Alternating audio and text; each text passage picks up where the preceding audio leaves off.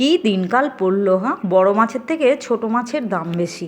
এই পুঁটি মাছ নাকি 40 টাকা শ নিয়ে এসছে। আমি তো রাগারাগি করছি, এই মাছ 40 টাকা শ? বললো হ্যাঁ, তাই পাওয়া যায় না, মানে আগে আগে না গেলে তা বিক্রি হয়ে যায়। এখন আগে ছোট মাছ গরিব মানুষরা খেত, এখন ছোট মাছ বড়লোকরা খায়, আর রুই কাতলা গরিবরা খায়, তাই অবস্থা এরকম হয়েছে। আমার কর্তা বলছে।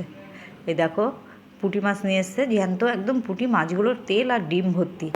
আগে ঝিঙে দিয়ে আর আলু দিয়ে এই মাছটা হালকা ঝোল করব, জ্যান্ত মাছ তো, শুধু একটু কাঁচা লঙ্কা, একটু পেঁয়াজ আর জিরে বেটেছে, আর কিচ্ছু নয়। দেখো মাছগুলো ভেজে নিচ্ছি ভালো করে, হালকা জ্যান্ত মাছের ঝোল হালকাই ভালো লাগে। মাছটা ভাজা হয়ে গেছে, দেখো কালো জিরে ফোড়ন দিয়ে দিয়েছি, আর এর মধ্যে ঝিঙে দেবো শুধু।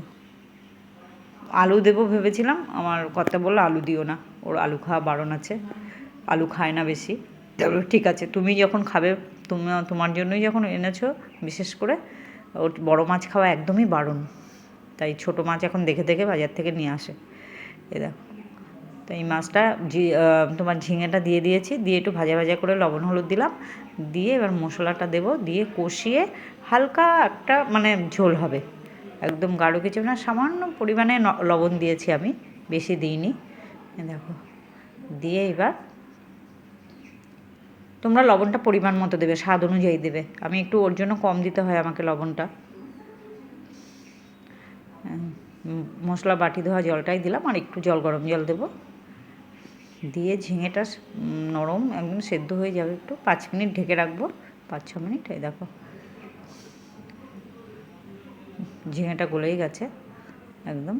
এবার মাছটা দিয়ে দেবো, মাছটা দিয়ে আর 3-4 মিনিট রাখবো, রাখলেই ফুটিয়ে নেব, নিয়ে হয়ে যাবে ঝিঙে দিয়ে পুঁটি মাছের ঝোল, হালকা পাতলা।